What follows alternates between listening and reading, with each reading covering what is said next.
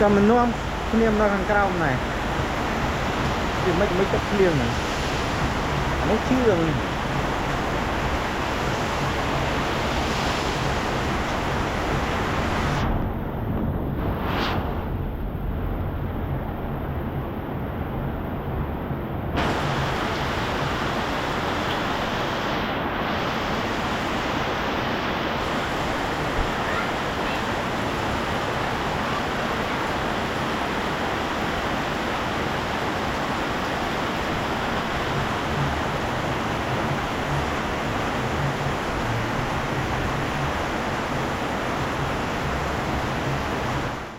ជួទី26ឈ្មោះហ្វងវងមិនបានប៉ះពាល់កម្ពុជាទេតែមានភ្លៀងធ្លាក់ក្នុងរង្វង់ពី 10% ទៅ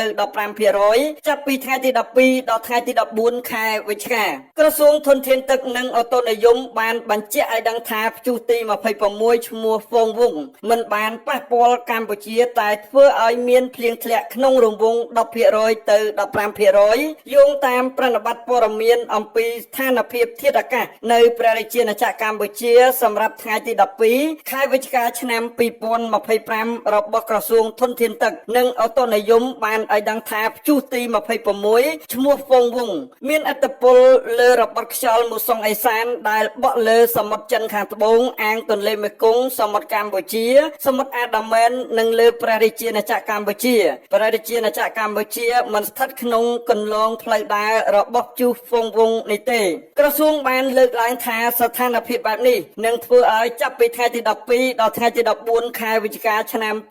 2025នៅតំបន់វាលទំនាបសីតុណ្ហភាពមធ្យមអបបរមា21អង្សាសេនិងសីតុណ្ហភាពមធ្យមអតិបរមា30អង្សាសេខ្យល់បក់មកពីទិសឦសាននិងទិសបូរមានល្បឿនមធ្យម4ម៉ែត្រក្នុង1វិនាទីខេត្តបន្ទាយមានជ័យបាត់ដំបងពោធិ៍សាត់កំពង់ឆ្នាំងសៀមរាបកំពង់ធំកំពង់ចាមត្បូងឃ្មុំព្រៃវែងកណ្ដាលតាកែវស្វាយរៀងនិងរាជធានីភ្នំពេញអាចមានភ្លៀងធ្លាក់ជាមួយផ្គររន្ទះនិងខ្យល់កន្ត្រាក់គ្របដណ្ដប់លើផ្ទៃដី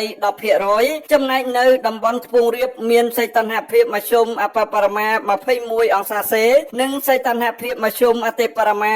29អង្សាសេខ្យល់បក់មកពីទិសបូរនិងទិសអាគ្នេយ៍មានល្បឿន4ម៉ែត្រក្នុង1វិនាទីខេត្តកំពង់ស្ពឺប៉ៃលិនឧត្តរមានជ័យព្រះវិហារក្រចេះស្ទឹងត្រែងរតនគិរីមណ្ឌលគិរីជួរភ្នំដងរែកនិងតំបន់ជួរភ្នំក្រវាញអាចមានភ្លៀងធ្លាក់ជាមួយផ្គររន្ទះនិងខ្យល់កន្ត្រាក់គ្របដណ្ដប់លើផ្ទៃដី 10% ដោយឡែកនៅតំបន់មាត់សមុទ្រមានសីតុណ្ហភាពមធ្យមអបបរមា21អង្សាសេនិងសីតុណ្ហភាពមធ្យមអតិបរមា29អង្សាសេខ្យល់បក់មកពីទិសនិរតីនិងទិសអាគ្នេយ៍មានល្បឿនមធ្យម5ម៉ែត្រក្នុង1វិនាទីខេត្តកោះកុងព្រះសីហនុកំពតកែបនិងជួរភ្នំបូកគោអាចមានភ្លៀងធ្លាក់គ្របដណ្ដប់លើផ្ទៃដី 15% រលកសមុទ្រមានកម្ពស់មធ្យមអបបរមា 0.50 ម៉ែត្រនិងកម្ពស់មធ្យមអតិបរមា 1.50 ម៉ែត្រ